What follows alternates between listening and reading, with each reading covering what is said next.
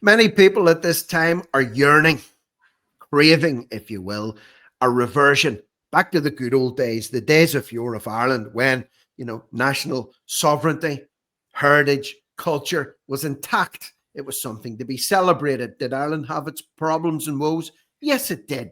But at the same time, some of those woes may be spun off, or we're doing better, we're progressing, technology's getting better, the economy's doing better.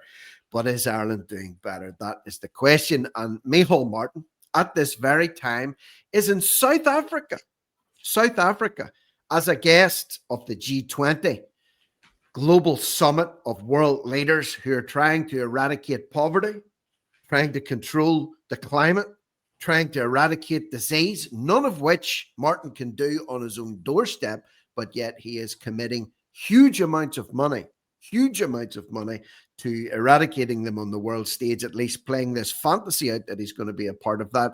And to discuss that with me today, I have John Wilson. John, you are a patriot, I would say, a patriotic man with a simple desire. In fact, I'm not going to put words into your mouth, but I'm paraphrasing here. What do you want, John? What do you want as an Irishman who's in his 60s now, who has lived his life, worked his life, paid his taxes, is in retirement? What do you want in life? Well, I think I look much younger. Hello, Rick. How are you? I'm all right. You forgot to mention in that list the eradication of borders. This is all about creating a single world, a world without borders. Yeah. And Mr. Martin is doing his best to achieve that goal. And it's not by accident. It's kind of coincidental that he's speaking from one of the most corrupt countries on planet Earth, that is South Africa.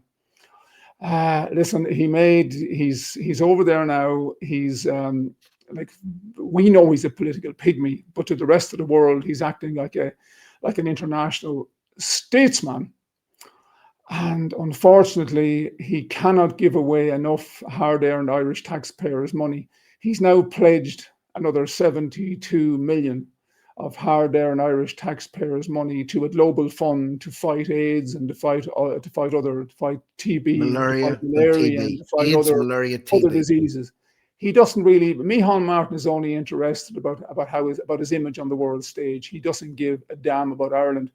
And his performance to date in South Africa is evidence, if evidence were required, that this prick has no interest in the welfare of Ireland or the Irish people. He's firmly an Ireland last politician. He has really no interest in this country. All he wants to do is do the bidding of our global masters, and he wants to look great on the world stage. You saw Pascal Donoghue was a good little boy, a good little obedient servant of the global elites, and he's now headed off to Washington D.C. To a very high-paying job. Just listen, it beggars belief that so many Irish people are ignoring the damage that this man is doing to Ireland on the international stage in relation to. He cannot. He's lower than whale shit as far as I am concerned. He's pretending to be a statesman on the world stage. This 72 million euro is in addition to the 810 million euro that our government have literally given away in international aid this year. And yet they can't afford to feed, they can't afford to heat the homes of people that are literally freezing as we speak. So let me ask you the question again, because we've almost defaulted to this position whereby we're highlighting the treachery and the corruption and the globalists that are in place in Ireland at the minute. But let me go back to the question, because I asked you a question you haven't actually answered. I know what I was about. I'm going to put it back to you again in case we skip over this. And by the way, this video, you may not have any particular interest in politics or geopolitics or what's going on in the world stage at large, but you need to pay attention, because this rat, Micheál Martin, is in South Africa at this time, doubling down on his globalist position, or as John phrased it, his Ireland last position. And he is allocating higher and higher and larger lumps of money to the globalist world stage that should be, could be, and would have otherwise been invested in Ireland's infrastructure, in Ireland's economy, in Ireland's housing projects, whatever you want to call it. So that's a prefix to what we're going at, because I'm a bit, I've just had a coffee and I'm all caffeinated right now. So you've got me on a buzz. So let me throw it back to you. John Wilson, forget all that I've just said. Forget about it. I'm asking you a question. I knock on that door of yours. You open the door and I say, I'm Rick Munn. I'm going to grant you whatever wishes you want as an Irishman living in Cavan. What do you want? I want an Ireland. I want a sovereign Ireland. I want a sovereign, free, independent Ireland. I want the Irish race to survive and to thrive. I want our politicians to put Ireland first. Ireland first. Ireland first. That's it in a nutshell. I want the Irish race. It's not a big ask, I want the Irish race to survive and to thrive. I want to take back control of our borders. That's simply put. I want every Irish man and every Irish woman prioritized for housing and for healthcare and for everything else in this country.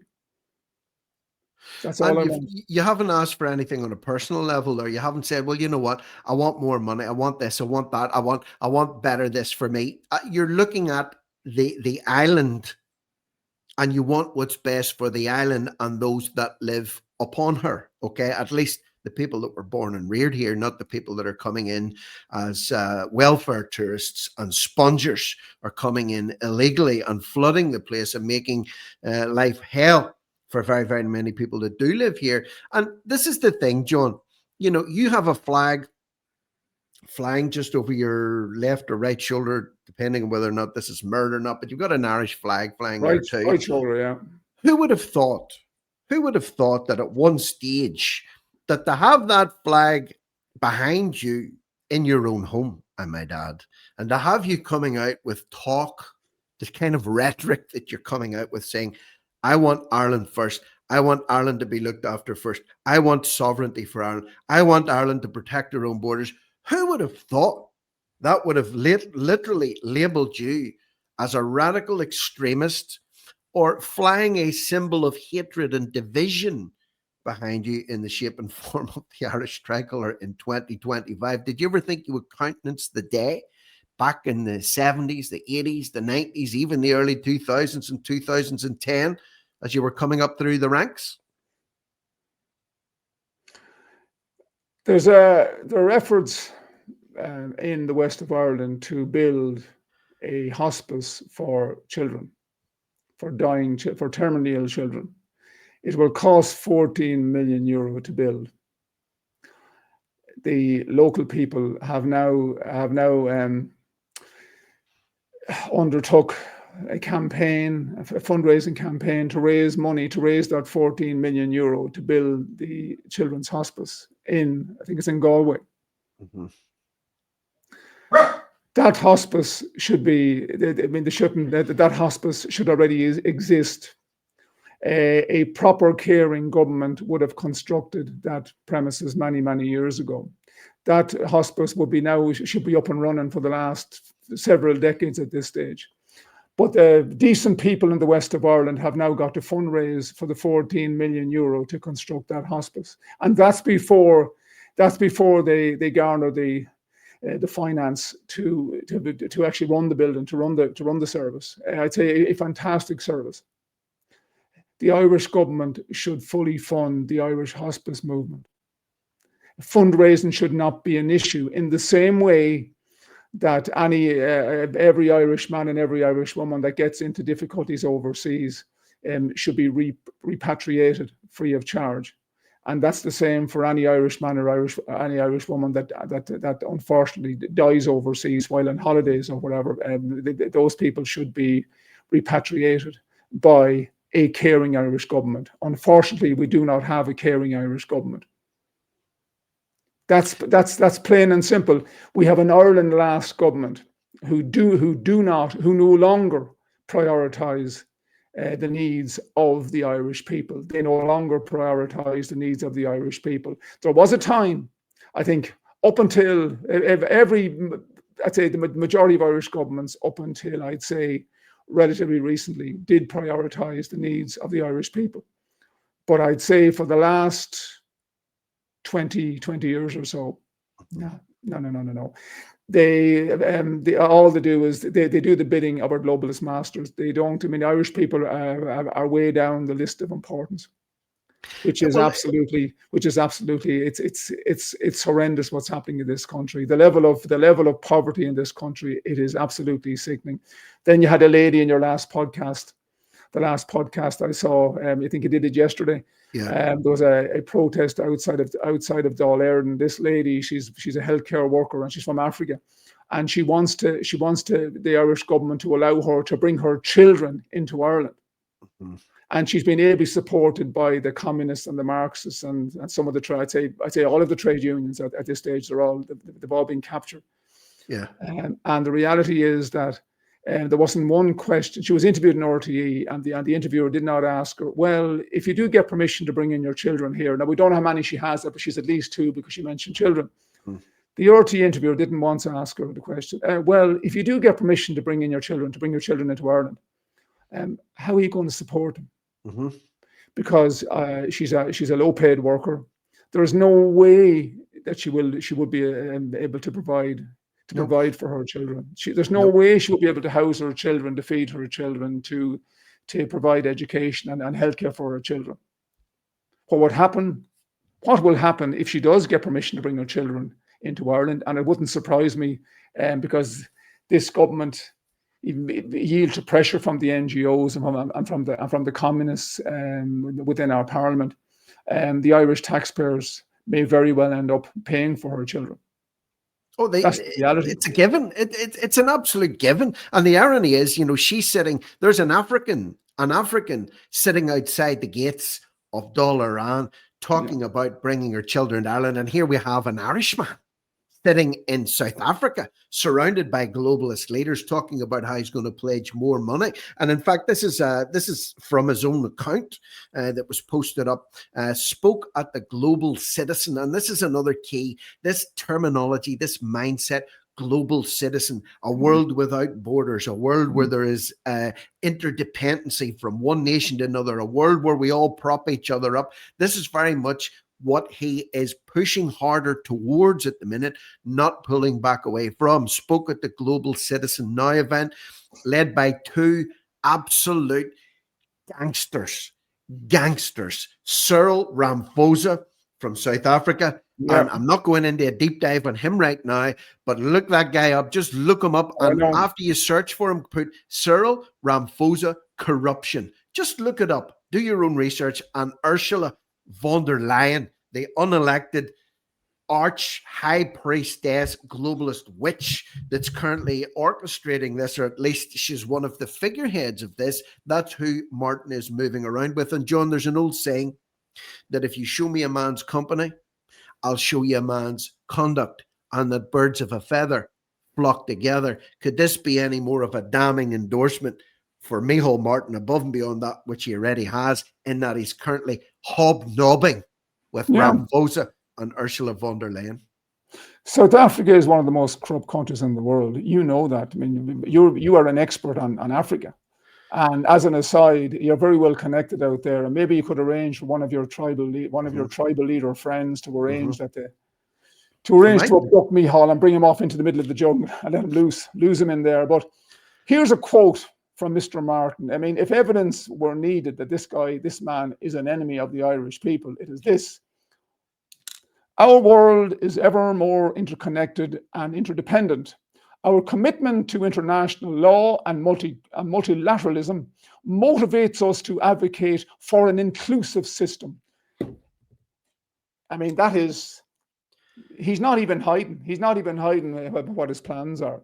He is just a spoke in the globalist wheel.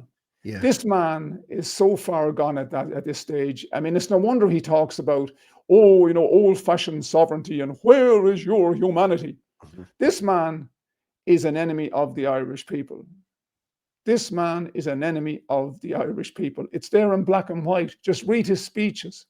Yeah. Read his statements. Read his speeches. This man is Ireland last. He is not Ireland first.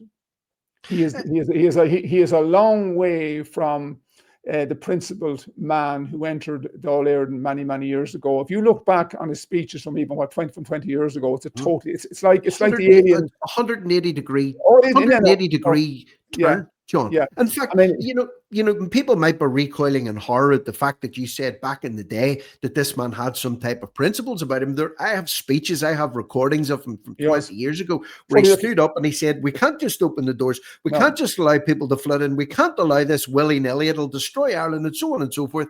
But he's been captured. He has been absolutely captured. And now you see him sitting in the pockets of his European paymasters. And what's he doing there? And again, I can't emphasize this enough. Whether or not you have an interest in politics or geopolitics or what he's doing there, citizen of Ireland, resident of Ireland, Irish person with a concern for what the future holds for you and your family, this is absolutely 100% significant. Look at it in a nutshell. He said he's there speaking. The goal of why he is there to enable to scale up renewable energy use across Africa. This is Micheál Martin. He's supposed to be the Taoiseach of Ireland. He can't even keep the lights on in the west of Ireland. Last year, during that storm Eowyn, how long was it? 6 to 8 weeks, people in the west of Ireland were sitting with no lights on. And this man here says his goal, or he wants to participate in a goal to scale up renewable energy use across Africa. Catch a grip. Ireland is playing its part. Playing its part in what? Scaling up renewable energy use in Africa, pledging additional funds for a clean energy transition program. This is just one of the mad, ludicrous, lunatic statements that he has came out with. John, has he lost the plot? He knows exactly what he's doing. He's just, he knows that the opposition at home is so weak. That he can do what he like. The Irish people have been cowed down so badly that we are the easiest people to govern in all of Europe, and one of the easiest peoples to govern in the world. That's the sad reality as we speak here today. He's over there. He's also trying to make himself bulletproof as well. He's trying to stop any potential the heave that's coming from within the Fianna Fáil parliamentary party. He's trying to make himself bulletproof. He's trying to make himself invaluable. That he's such an important world statesman now. Yeah. It would be a travesty if his own political party were to stab him in the back and remove him from office. That's also on his mind. But no, he's sticking to the globalist script. Ireland is not even in the top 10 countries of importance to Micheál Martin. No. I mean, it's obvious. It's obvious. I mean, judge a man, as you said, judge a man by his company. I mean, I also say judge a man by his deeds and not by his words. The same goes for judge a woman by her deeds and not by her words. The reality is that Micheál Martin is, there's no comparison to the Micheál Martin of even 20 years ago to the Micheál Martin of today. He's totally gone. He's been totally hijacked by a globalist agenda, which doesn't believe in borders. I mean, it's only a matter of getting workers to kind of, like getting the old hamster wheel. Yeah. It's just as long as the wheel keeps turning, no one cares. As long as the workers keep coming in to feed the globalist need for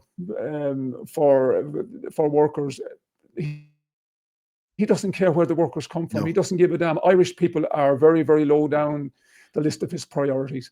He's an Ireland last politician, as are Slimy, Heartless, and the rest of them. They're all the same. They're all Ireland last politicians. Pascal Donoghue got a big job. He's now one of the most the number two in the World Bank. He's now one of the most important people in the World Bank leadership structure. He's number two. He's the second. Well, I think there are a few people with him. I think there's a few more than Pascal, but they all have equal rank, and they're all assistant leaders of the World Bank. Mm-hmm. That's it. And he got that by being a good little loyal servant of his globalist masters. That's it. And his connection, Donald's connection with Ireland is not severed. He's acting, he's been planted or replanted or reallocated over into America to take up this position in the World Bank. But his ties with Ireland are far from being severed. And in fact, if you look at the other thing is too, for those that don't pay a great deal of attention to these world political events because they think that's nothing to do with me.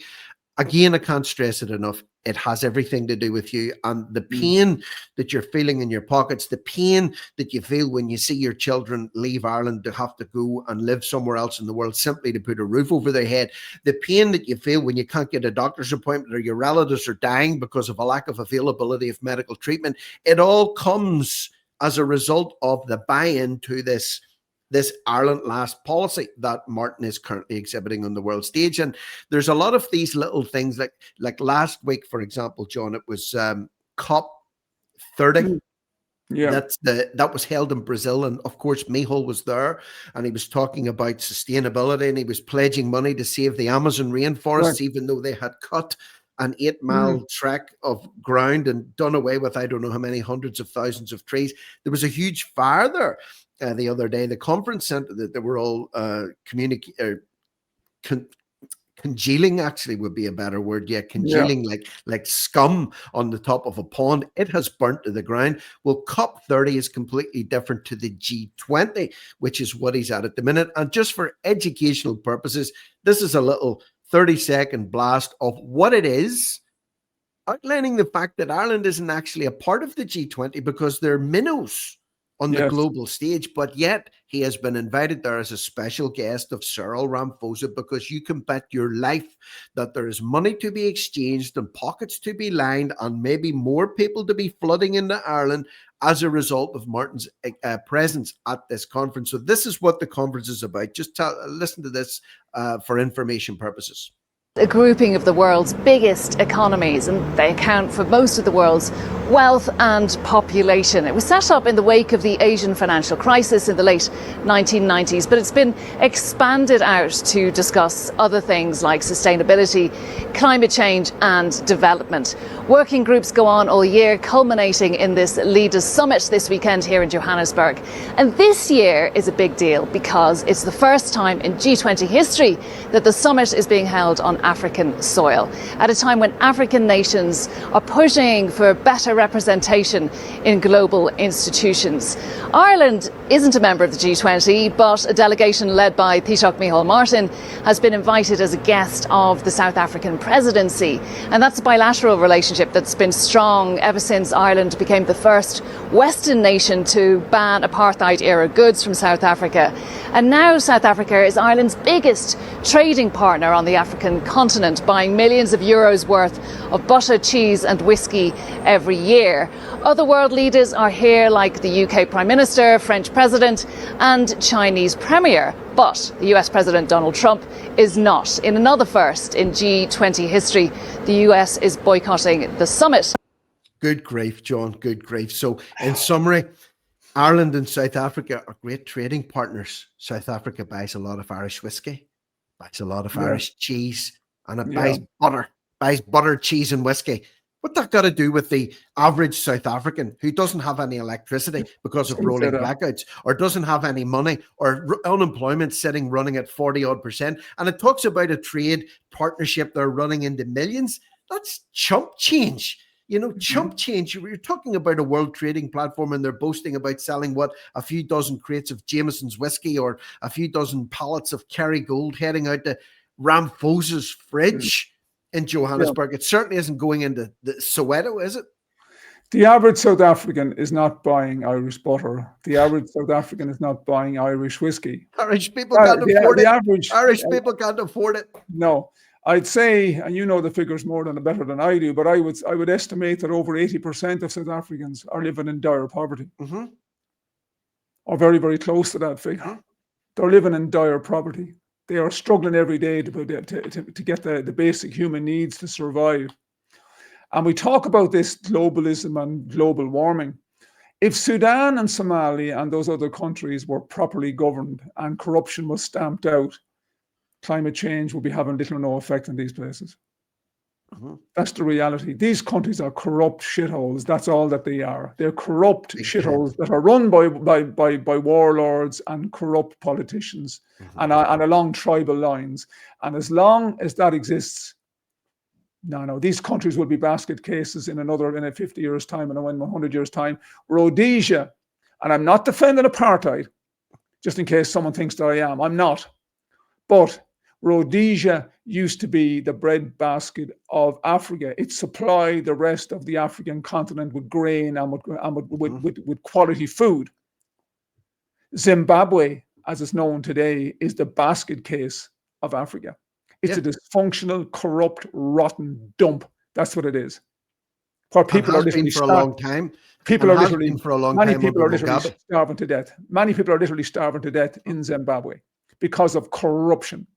And it's nothing got to do with the color of somebody's skin. This is just downright corruption.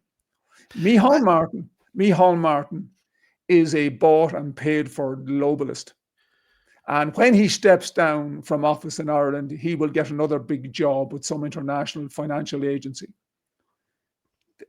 People like Micheál Martin and Slimy have no interest. Irish people are not important to them anymore. These people are so engrossed in the globalist agenda that they are forgotten. Everybody, a little interruption here. I'll tell you the truth. This happened before, and when Hazel gets worked up, when Hazel the dog gets worked up and starts barking, it's because she can sense a tremor in the force, John. Yeah. And there's a tremor in the force going on as we speak, as we're discussing this rat in Johannesburg at the minute. Yeah. And I'm talking about Micheál, but I could also apply that to Ramaphosa and von der Leyen. It's an unholy, globalist, treacherous, corrupt cabal. And effectively, Martin is not officially a part of it because he's a minnow, but he has been invited there as a special guest of Cyril Ramaphosa. And the saying that comes into my mind there is, come into my parlor, said the spider to the fly. What other? He's a small cog. Do you think he wants some Kerrygold butter? Do you think he wants some Kerrygold butter, some Jamesons out of this, John, or is he after something else? No. Traitor Martin is a very tiny cog in the big globalist wheel. But by being a small little tiny cog in the globalist wheel, he's meant to feel important. He's meant to feel that he's a statesman rather than the little political pygmy that he actually is. But he's only interested in how he is viewed overseas. We have heaped all of the blame onto Slimy Harris, kind of because of the death of little baby Harvey. But Micheál Martin, he bears equal responsibility for the death of little Harvey. Yeah, there's blood in his hands too. And also a question that nobody has answered since I posed it a few weeks ago. Has Micheál Martin, as Taoiseach, as Prime Minister of Ireland, withdrawn the invitation issued by Roderick O'Gorman inviting the third world to Ireland? Has that invitation been withdrawn? No. And I'll say this. I'll predict this, and I'm telling you now, this is a forerunner of it. That invitation has not been withdrawn. That invitation will be extended further because there's a word that has popped up. All of a sudden, it's in the forefront of people's minds, and there's people virtue signaling now and crying about the humanitarian disaster that is going on in Sudan. Yeah. That has been going on in Sudan for decades. There has been civil war, death, famine, and genocide in Sudan for decades, but it wasn't relevant because attentions were focused elsewhere and there was nothing to be had out of the focus in Sudan. But Helen McEntee this week, in her first foray into Brussels, she made a great point, or she made a very pushed point about the worst disaster that's happening in the world at this time is happening in Sudan. Micheál Martin is bringing up about the topic of Sudan in Johannesburg, in South Africa, and no doubt you know his mindset, John, as well as anybody else does. He has this faux care of humanity, and he believes that humanity trumps all. So I'm telling you now, Irish people, you worry about Somalians, You worry about Nigerians. You Yep. worry about Eritreans. You worry about Algerians. You worry about Afghans. I'm telling you now. I am telling you now. On the Watch way. for the flood of Sudanese Oh, yeah. that are coming. Yeah. And listen, these people are coming from war-ravaged Sudan. And I'm telling you now, it'll be men piling in as well. And you think you're going to verify who they are? You think Aidan Minnock, Chief Superintendent of An Garda Síochána, Aidan Minnock is going to be fingerprinting them and photographing them coming in to Dublin and saying, yeah, we know who these men are. We know what their backgrounds are. It's complete and utter bunkum. But let's hear what else I'm working. Sorry, Hazel, the dog in the background. I'm getting you all But upset you here, know, this is a fact. It's not a fun fact, but it's a fact. There are more unvetted military-age men in this country now from the third world than are actually in our army. Yeah. That are actually in the Irish army. It's insane. It's insane. There are way more. Just give me 1 second. Sorry. I'm going to play a video here, but yeah, this is why I love doing these recordings, by the way, and I don't edit anything out and I don't cut anything out. It is what it is.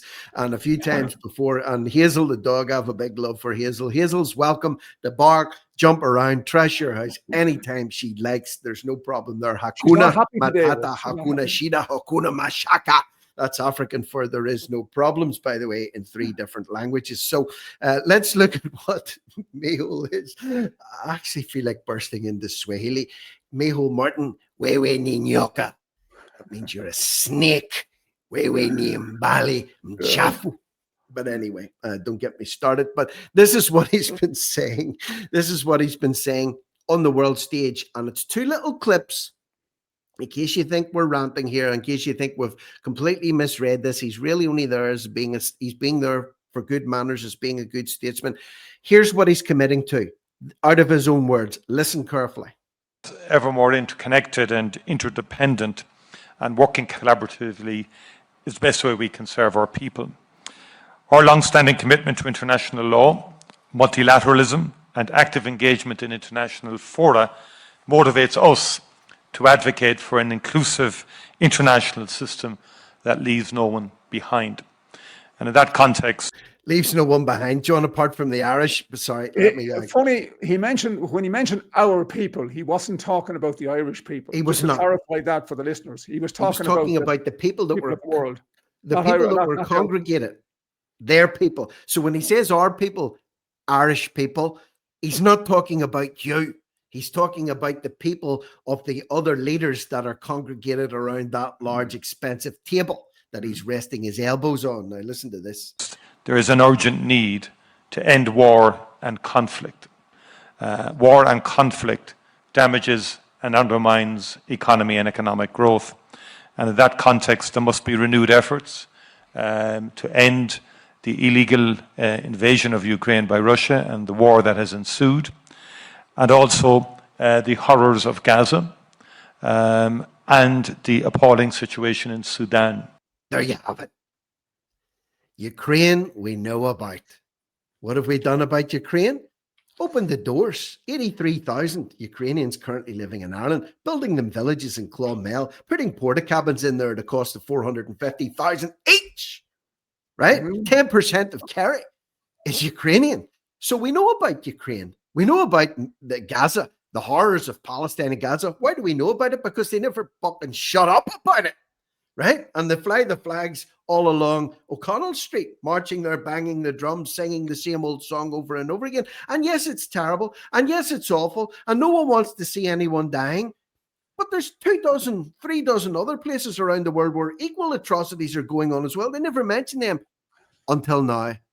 Now we're seeing this word popping up, John, all over the place. Sudan, Sudan, Sudan. Watch and see how little Sudanese flags start being flown. Watch and see how the NGOs supporting Sudan pop up all over the place. Watch and see. I guarantee you, and I said this about McEntee, 99% of Irish people could not point to a map and point to where Sudan is. They could not tell you what the capital city of Sudan is. They could not tell you anything at all to do with the background of Sudan or the conflict that's been going on or the split between North and South Sudan or the neighboring countries. They know jack shit about Sudan, but all of a sudden it's on the lips It's on the lips of Micheál Martin, and it's on the lips Yeah. of Helen McEntee, which means there's going to be Sudanese people coming down ASAP.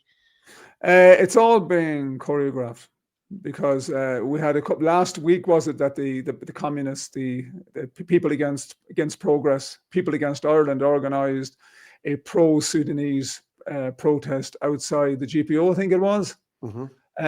This is all about, and Catherine Connolly, when she was given her inaugural speech as a Uachtaráin Heron, when she wasn't talking about diversity and inclusion, she spoke about the fact that there are 165 million people currently living in war-torn countries. Now, I would say that a high percentage of those people want to leave those war-torn countries, but how many of those people does Catherine want to come to Ireland? 1 million, 2 million, 3 million, 4 million, 5 million. Plenty of room for them. All this talk about Sudan, you have a woman outside the door there whinging about the fact she can't bring her children into Ireland. This is all being choreographed. This is all about flooding Ireland with even more invaders. That's what it's all about. Micheál Martin has now suddenly discovered Sudan. There's now an imperfect ceasefire in Gaza, and now he has to find another issue to become relevant about. And Sudan is the country now that he's after picking. That some of his advisors have said, Micheál, if you talk about Sudan, it'll make you look important on the world stage. And it's important, Micheál, now that as a statesman, it's important that you are relevant at all times. You couldn't make this shit up, to be totally honest with you. And you'll see this last Sunday. I drove through the little town. It's called a city, but it ain't no city. Little village that I live in, or a large town that I live in. And for the first time, I saw a group of people, maybe 20, 25 people, standing with a drum, banging on a drum with a poster draped over an intersection of traffic. They were out protesting about Sudan. I'm 52 years of age. I've been the length and breadth of Ireland. I've never in my days ever seen anyone out protesting about Sudan. That's why I'm saying you're going to find it. And in case anyone thinks I'm being heartless, I've been to the adjoining area to southern Sudan. I've been to Turkana province in Kenya. I have been to areas of civil war between the Pokot and the Turkana tribe. I've seen it with my own eyes, and I'll tell you how it works over there from experience. If you're being persecuted in Africa, for example, in the Rwandan genocide or the war that was going on in the Second Congolese War, where the eastern part of the Democratic Republic of Congo was worse than any hellhole that you can ever imagine, the people will flee to Rwanda, they will flee to Burundi, they will flee to Kenya, they will flee into Uganda. That's the way it works. There's hundreds of thousands, if not millions, of internally displaced people within Africa that moved to the nearest country and set up refugee camps, and in Tanzania as well. So if there is a massive crisis in Sudan, for example, in southern Sudan, the fastest route for them to go into safety is to hop across the border into northwestern Kenya, into Turkana province, and if needed, head down towards the Midlands, because it's a desert hellhole up there, let me say that. So yes, it's bad. Yes, it's awful. Yes, it's terrible. But I'm telling you now, having seen it with my own eyes, there is nothing, and I mean nothing, that Micheál Martin is going to do to stop any conflict. You think the southern Sudanese warlords, or the people that are trying to take over Khartoum, are going to be watching this and going, oh, Micheál Martin's getting involved now. He's asked for peace in Sudan. I think we better hang up the AK-47s. But the Prime Minister of Hungary is not making these correct types of speeches. The Prime Minister of Poland is not making these types of speeches. The Prime Minister of Slovakia is not making these kind of speeches. These destructive speeches, because what he is doing there basically is he is literally virtue signaling the Irish race out of existence. That's what he's doing. Correct. The Prime Minister of Czechia is not making these types of speeches. I can't understand the mindset of this individual. I can't understand his mindset, his Ireland last mindset, and the Ireland last mindset of Slimy Harris and the rest of our traitorous politicians. I can't understand their mindset. They are literally virtue signaling the Irish race out of existence. Go into every town and village in Ireland and just look around you. And I mean, the evidence is there before our eyes. Yeah, he knows we are losing our country in real time, Rick. We are losing our country in real time. And his foot is on the throttle, John.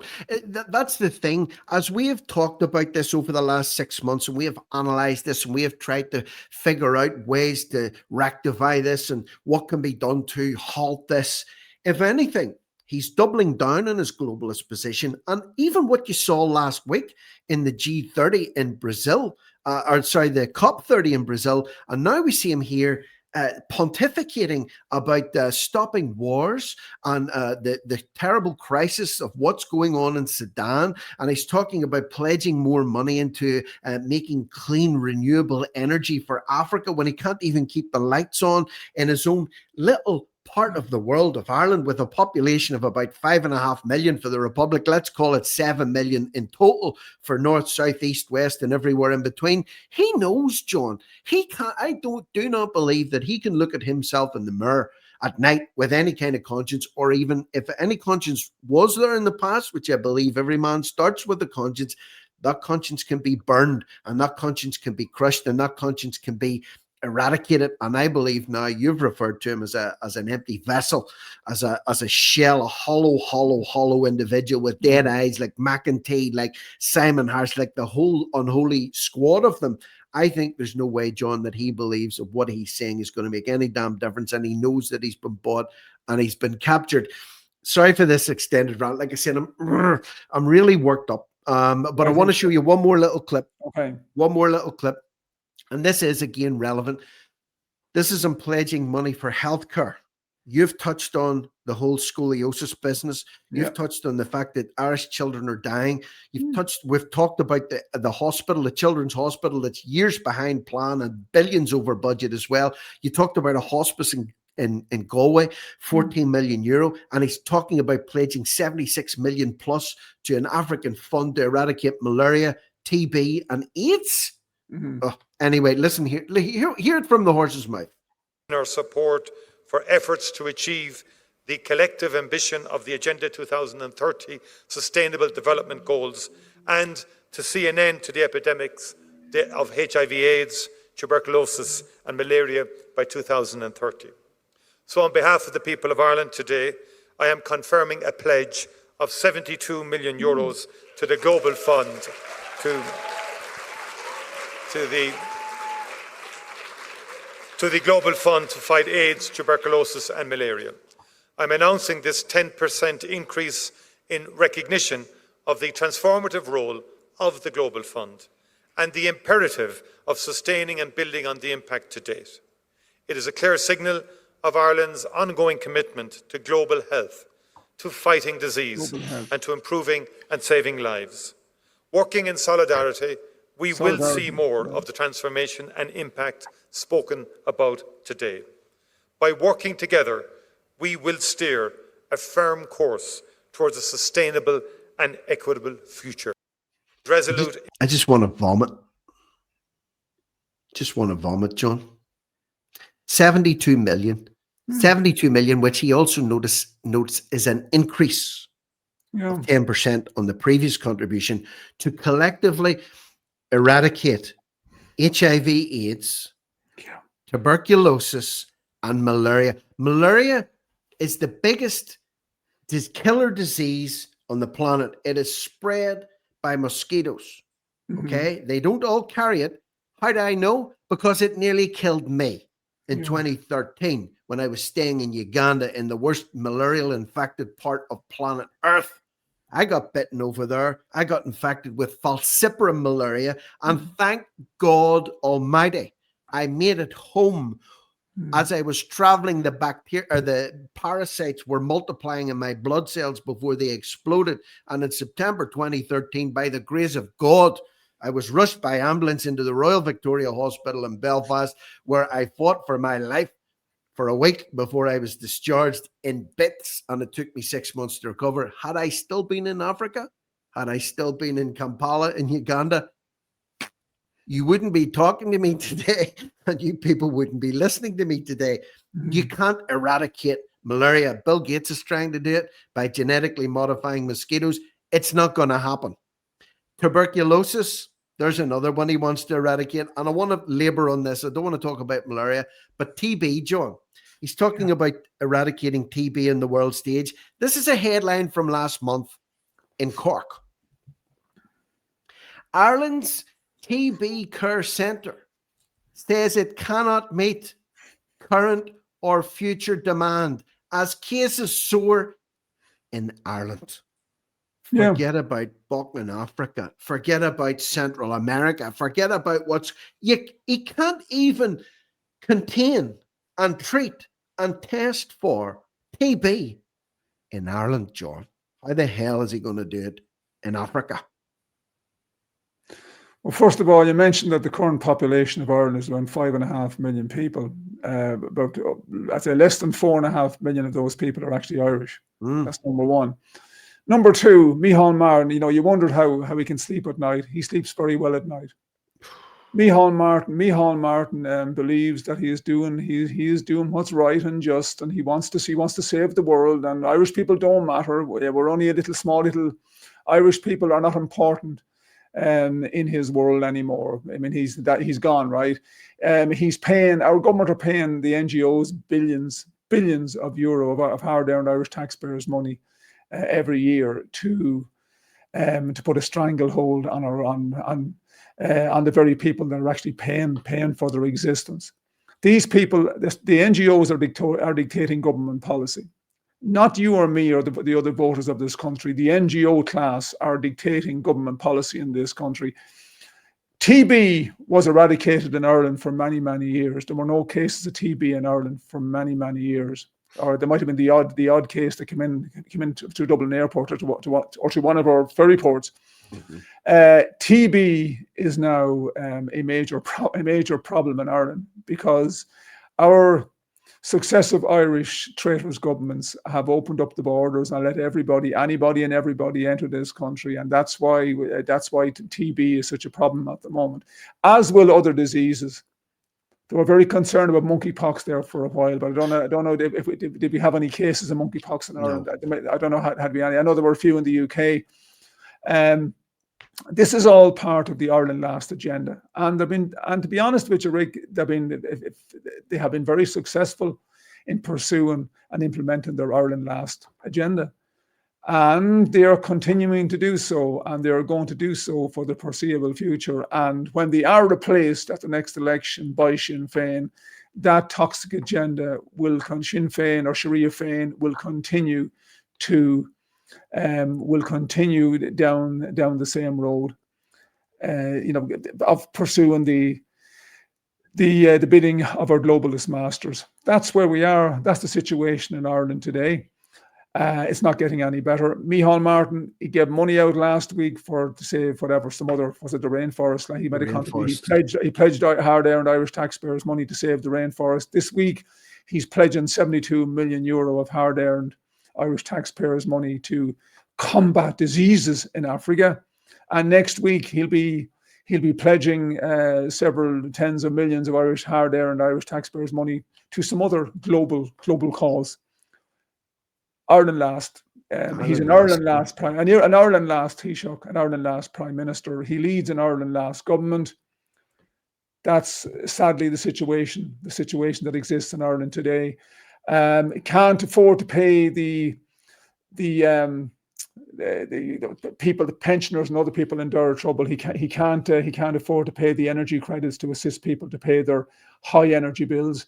We have among the highest energy bills in Europe to pay, and that's all down to the governance of this treacherous bastard and his cohorts. If this, of all the conversations that we have had, if this one right here does not serve as a sharp shock to those that are still deluded into believing that the Irish government has their best interests at heart, John, we're never going to get through to them. This case in particular, this is taken from 1 month ago. This was published on Friday. the 31st of October, not even a month ago, what, 2 weeks ago? Yeah. 2025. Ireland's TB care centre cannot meet current or future demand as cases soar. There's the money that was pledged, the 72 million, into this global fund for health, most certainly could have alleviated the troubles on his own back doorstep. And if you look down there, there's a very disturbing figure right at the bottom of that. It says it saw as many children under 1 with the potentially lethal condition as in the last decade combined. Yeah. So more children in the last year under 1 in Ireland have been diagnosed with TB than the previous 10 years combined. Chief Shocking. Operations Officer said TB cases in children equaled the last 10 years combined. She submitted a business case to the Department of Health for funding. Business case? You don't need a business case. You just need Micheál to whip out the checkbook or visit the magic money tree that's growing in the back of Dollar and let him harvest a few tens of millions of euro. Ms. Collins says delays in diagnosis impacts vulnerable people, in particular, vulnerable populations, including prisons and migrant communities are worst affected. And this is another headline, if you want to call it that, from the 25th of September, from RTE itself, the government state broadcaster. TB cases in Ireland expected to hit 300, the highest since 2018. So what's that? In the last 7 years then, with all our money, with all our prosperity, with all the progress that's being made, TB's at a 7-year high, John. And lastly, and I'm not going to labor this anymore, approximately 60% of our patients are foreigners living in bloody iPass centres. Of course they are, yeah. How much more evidence do people need? No more evidence. It's blatantly obvious that we're facing major problems in healthcare over the next. I was going to say the next decade or so, but no, the next few years. We are bringing in people from all over the world here that are actually. I mean, these people are literally invading. They are invading our country, and they are being prioritized for healthcare treatment. There are people on waiting lists in this country for several years to receive basic healthcare. But they're Irish, they're being ignored, and the people that are invading our country are being fast-tracked through our health service for treatment. That's a fact as well. It is a fact. Irish people, there are some people, they're actually waiting on waiting lists to get on waiting lists, if you can understand that. These people, I mean, I saw was it Nick Delahanty or somebody else, he put up, was it last year, it might be Nick, where the schedule for medical treatment for the availability of doctors in these asylum seeker centres was printed. They can see a doctor, I think it's 3 times a day. A doctor attends on a daily basis, and I believe several times a day as well, to attend to the needs of these people that have literally invaded our country and that are being prioritised ahead of hard-working Irish taxpayers. This is galling. It's disgusting. And it cannot be allowed to continue in this manner. I don't know. Nothing short of a velvet revolution is going to unfortunately change what's happening in this country. You know, you've spoke about this. John Waters, have spoke with him a few times about this too, and he talks about the 3 V's. 3 V's to get rid of this government. One of which is violence, which we don't advocate, but it's happened in the past that we don't advocate it, and making that clear. The second one is voting. It's going to be another 4 years until the next election. And to be honest, the original projections, 10 years, 20 years from now, this, and this, God only knows, literally, what state this island will be in another 4 years if this coalition gets its way. Voting. So even if there is an uprising in political terms, third V, and we get to the next election in 29 or 28, 2028 or whatever it is, 5 years from last year, 2029. That's when the next Yeah. one's scheduled to be. It's a long way off, John. That's a long 4 years, which leaves the third V, which is Velvet Revolution, which is where it gets to the point where literally people are going to be looking out the window going, I mean, I'm saying, I don't know what it's like for you, right? I'll ask you another question, a personal question. I get a lot of comments under these videos and I don't get time to read them all, but I do get time to browse. I try and browse through as many as I can. And the thing that strikes me is that irrespective of where you live on the island of Ireland, no matter which part you live in, pretty much without exception, the testimonies of people, and I'm not talking about young hooligans here, I'm talking about working families, retired folk, pensioners, people whose children have left the country because they can't get a house or they have no future here. The testimonies that are coming in about how things have changed and they're at their wits' end, they're getting annoyed, they're getting worked up, they're getting angry, they're getting frustrated, they're getting depressed. And you could say, well, Rick, that's just the type of people you attract to your channel. The type of people that I'm not trying to attract anyone to my channel, all right? People are coming here because they're saying, what's he on about today? He's talking about Micheál Martin. He's talking about being a globalist. He's talking about being a rat. He's talking about, John Wilson's talking about Ireland last. John, we've provided the evidence that what we're saying is true. And whether or not people want to accept this or acknowledge it or not, the penny is dropping. When you lift the phone to try and get a doctor's appointment, you can't. When you try and get a house, if you're homeless, you can't. When you try and get a place for your child who needs scoliosis surgery, they die, right? You try and get a job, you want to see your children and your grandchildren grow up here, they've gone. There's no escaping that. That is the harsh reality, and it's getting worse. And at the rate of change, the velocity is getting faster, and the trajectory is bad. And I've always said this. If anyone's listening, prove me wrong. I'll retract everything I've said. I'll apologize for it. I'll delete this channel, and I'll hold my hands up and say I was a deluded maniac. No one's proved me wrong yet. There are none so blind as those who don't want to see. People are fully aware of what's happening. But many people believe that if they rock the boat, if they rock the proverbial boat, that will affect them negatively and it will affect their families negatively. And that's the attitude. People, as I've said many times, many people in this country have been cowed down so badly over the years that they feel that, well, sure, what's the point? Sure, what can we do? And, what can we do? And there's nothing we can do. And it's not fair, but what can we do? And then they go off and they vote the same way at every election. And that's the mindset that we have to change. And it won't be easy to change that mindset. We need, as I've said many times, we need an articulate, charismatic leader who can bring the majority of Irish people with him or her. And once the first domino falls, it will be very, very. People will be surprised that how fast a real change will occur in this country.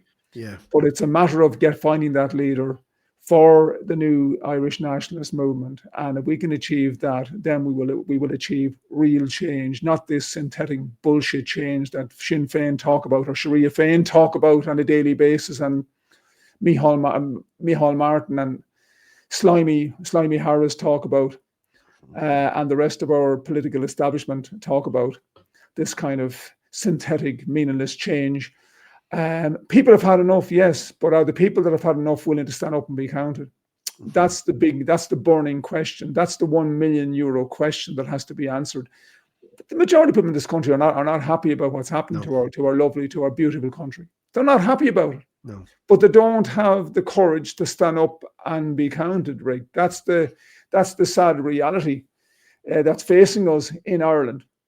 And nothing I'm saying here is new. I keep reciting the same mantra on a regular basis, but I only have the one story to tell, as have many people. I want to save my country. We are losing our beautiful country in real time. We are losing our country in real time. Every single day, we are losing our country that little bit more. And unless we, the people of Ireland, stand up and be counted, and stand up and be counted very, very soon, we are going to lose our beautiful Ireland forever. It'll be gone forever. There's no point having buyer's regret in another 5 or 6 years. Oh God, I should have done. I should have stood up and I should have did something. But that, it'll be too late at that stage. We have a very limited time frame, and the fact that the Marxist Labour government in the UK have now changed their immigration policy, or they're attempting to change their immigration policy to make the UK a less attractive place to come into.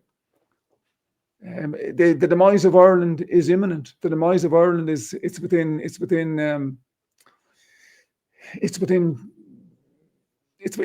view as we speak here today. It's within view as we speak here today. Mm-hmm.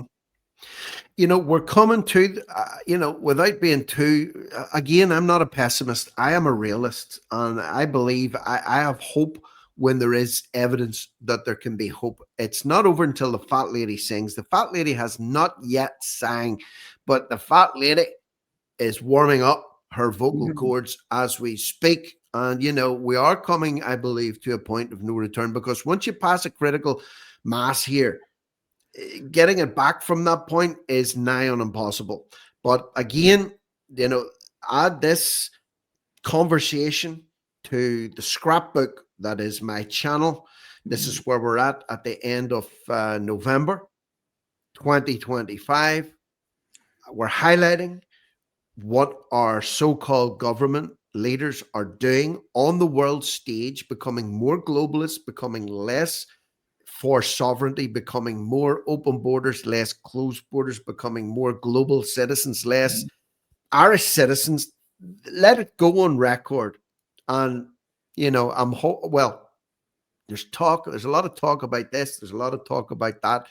Stuff has to start crystallizing, because it's already been a year since the last general election. And to be honest, looking back in the last 12 months, it's been a squandered year. It's been a squandered year when a foundation could have been laid and ground could have been broken. Some of the weeds could have been pulled up and the rocks could have been removed towards, you spoke about the first time we spoke about an organic grassroots nationalist movement, which I believe did spring up. Yeah. But it wasn't nurtured. It wasn't led. It wasn't. Anyway, it's not too late, but I believe a year has been squandered. And I don't think we can squander another year. If we have this conversation in a year from now, John Wilson, it's too late. Yeah, no, it is, Rick. Yeah, and a year's time will be too late, but it will. People, you see, the EU Migration Pact is a death warrant for the Irish race, and when the EU Migration Pact kicks in, takes full effect, I think it's in June of 2026. Where 7 months away. We will 7 months. Pardon? 7 months. That's 7 months. Sounds a long way. See, when you said it there, sorry to be rude, I'm worked up. When you say June 2026, it's next year. It's 7 months away. 7 months. We won't be able to protest. We can, but we had an opt-out, the same as Denmark had an opt-out, and they availed of the opt-out. They did not sign up to the Immigration Pact, and Denmark is now taking serious control of our own borders. Yeah, it's very difficult now for the invaders to get into Denmark, and even if they do get in, they're not going to be allowed to stay there. They're going to be thrown out. All right, but Ireland, because our political masters are all they're all on board the globalist gravy train. They wouldn't, no. And they decided, no, we're going to sign up to the Immigration Pact because that's what our globalist masters want us to do. And our membership of the Immigration Pact quite simply means that we can't control the numbers coming into our country. If we're allocated 30, 40, 50, 60,000 people in 2026 and 2027, we can't say, no, we don't want them. We can't, because we've signed up, our traitorous government have signed us up to the Immigration Pact, which is in effect a death warrant for the Irish race. We cannot control, we can't formulate we cannot formulate our own immigration policy. But once the immigration pact kicks in June of next year, we will no longer be a sovereign country. We will no longer be a sovereign nation state. Ireland, the country that we have known it has existed an awful long time. Okay, we garnered our independence just over 100 years ago. We will literally no longer be an independent sovereign country from June of next year. Not that we have a lot of sovereignty left, because we obey every diktat that we receive from our EU masters and from our global masters, from our globalist masters. But it's going to be interesting to see what happens, because other EU countries are now beginning to kick. They're now beginning to say, we're not going to cooperate with the immigration pact. The Poles, the Slovaks, Czechia, the Hungarians have says no, we're not taking anybody in. So that's going to create a very interesting scenario. Reality is that we are the weak link in the European chain. We have to be the good boys and the good girls in Europe. We have to do whatever we're told to do by our EU masters and by our globalist masters. That's the sad reality. Our traitorous government are literally virtue signaling the Irish race out of existence. A sobering summary, but reality, folks, reality. And people don't like reality sometimes, because it's not a nice thing to have to face down on. But again, collectively, if there can be a unified front, a unified effort, people getting together as mature adults, wise people to put their egos and their differences to the side and put Ireland first, not last, as we're seeing demonstrated by Micheál Martin and co et al., as you would say, then this is the antidote to this, the anti-venom to this poison that has been injected into the veins of Ireland. So I want to stop there. I apologize to you, because I said I would half an hour at the most. We've been on now for an hour and 6 minutes or whatever. But listen, stuff needs to be said. Hopefully you got to say your piece. I'm sure it's not. Maybe it is the last time we'll talk. Maybe we'll get shut down. Maybe we'll end up getting raided after this. I don't give a damn. I'll tell you why I don't give a damn, because if we're shut down and shut up, right, what's the worst they can do? They can stick you into prison. Listen, if they get what they want, you're going to be in an open prison anyway. This whole business of freedom, the business to associate freely, to speak freely, to move freely, it's going to be out the window anyway. So whether or not you're locked up on one side of the bars of Mountjoy Prison, or you're living in an open prison that might be called County Kerry or County Monaghan, it makes no damn difference. It's better to die on your bloody feet than to live on your knees. That's what I think anyway. The government are now planning to regulate podcasts. Yeah, fuck them. That's their latest ingenious plan. They're planning to regulate podcasts on YouTube and on social media in general. That's their big plan now. Some genius has put that proposal forward, and we're going to have to resist that proposal with every fiber of our being, because if we don't have free speech in this country, I mean, it beggars belief. I mean, free speech has been curtailed so badly in this country, even as we speak. But if they start to regulate podcasts, it will be the death knell for free speech in Ireland. I'll tell you this. Let me say this. Let me be a little bit controversial here. I think it might be the best thing that could happen. I think the internet is fantastic for spreading information. The internet is fantastic for you and I talking, for example, and for people to consume what we have to say. But I also believe the internet has taken away the desire for people to associate in numbers and take to the streets in numbers, in meaningful numbers, to get stuff done. And let me tell you this. I don't know if you've ever heard of it. You might have heard of John Wesley, who's the founder of the Methodist movement, right? Let me tell you a little bit about John Wesley. And this is going back hundreds of years into the 1700s. There was no internet back then. If you wanted to get the message out, you had to get on the back of a horse. Yes. You had to go across fields and vales. You had to stand in town squares on a chair, and you had to shout at the top of your voice. That would suit me, yeah. That Well, it would suit me too, to be quite frank with you. That's what I'm saying. The internet's great, but there's no substitute for getting eye to eye with your audience. But John Wesley was trying to speak in his own church, a church in which his father grew up and died in. And the minister didn't like what he had to say. So he banned him from coming into the church, and he banned him from speaking his Methodism message in the church. Do you know what John Wesley did? John Wesley turned up to the church every Sunday, but he didn't go in. Do you know where he went? He went to the graveyard, John, and he stood on his dead father's headstone. And he told the minister at the time, "You cannot get me off my dead father's grave." And he used his headstone as his pulpit. And that is what caused the Methodist movement to be founded.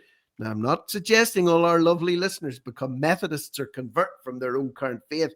But the point that I'm trying to make is, you shut somebody up one way, they'll find another way. You pull the plug on the internet, there's plenty of headstones out there, John. There's plenty of elevated platforms out there, the length and breadth of Ireland, that people may be able to take to and get the message out face to face, eyeball to eyeball. So let me be controversial.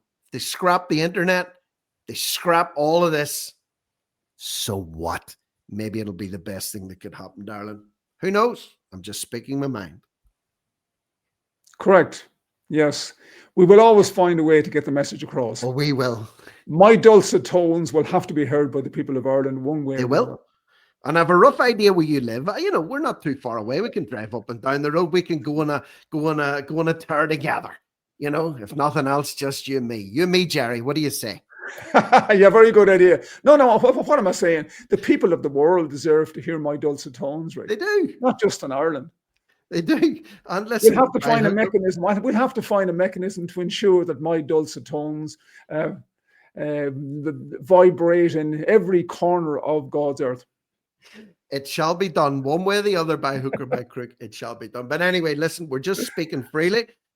None of this is scripted. We just speak freely. We don't edit stuff out. The dog barks, it's in there. I cough and splutter, it's in there. I mix up my words, it's in there. It's in there. So, listener, if you've made it to this point and you haven't stopped, thank you for listening into our thoughts, our opinions, ideas. If you think we're wrong, leave a comment. Say whatever you like, but give evidence as to why we're misguided. And I've said it before, if somebody can prove me that I'm on the wrong path, I'll hold my hands up, I'll apologize, I'll recant, I'll become a lefty. I'll dye my hair blue and put a bone through my nose. I might even do that, but the chances of that happening are slim to zero. So anyway, I'm going to stop because the light's starting to fade here as well. And you know me, I like to keep the lights off. If I have to talk in darkness, that's what I'll do. It doesn't look very good. But in the meantime, anyway, John Wilson, thank you very much for your time this afternoon. You might have a headache after listening to me ranting there. Sorry, you're ringing in your ears. Tinnitus, I've already got it from years of high volume music blasting in my ears. Nothing gets through this concrete skull of mine anymore. So John Wilson, thank you so much. Listeners, thank you. Cut and paste the link, share it out. Subscribe to the channel if you haven't already done so. I'm Rick Munn. This is No Risk, No Reward Media for now. Over and out.